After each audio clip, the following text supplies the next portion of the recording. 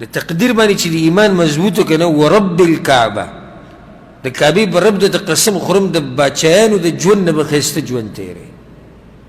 ځکه چې ته مطمئني چې دا هر څه زما رب لیکلي دي او دا هر څه تقدیر فیصله هغه کړې ده قلمونه بند شوي دي اوچت شوي دي او پاڼې وچې شوي دي نور پکې څه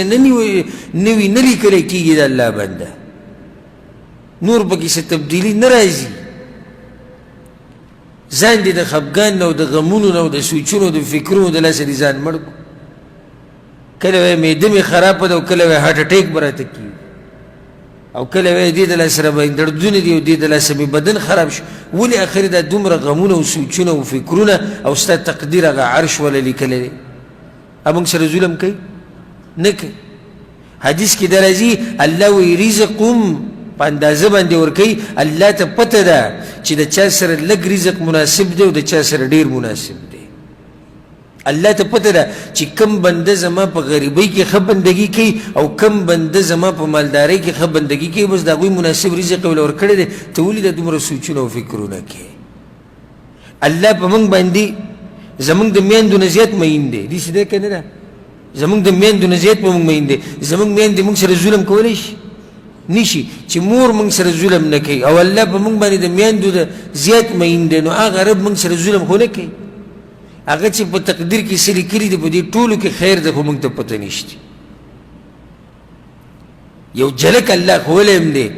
کم علم یې چې ورکړی و خضر علیه السلام له هغه څه چل وکړو کښتۍ نه یې لرګی وویستو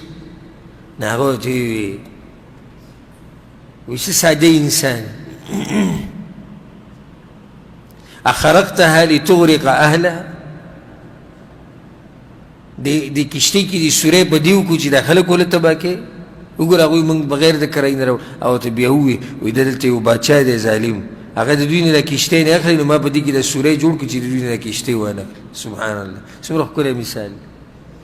ظاهره کې کشتۍ سوری کېده دا خو یو غټ نقصان خو په دې نقصان پسې فایده وه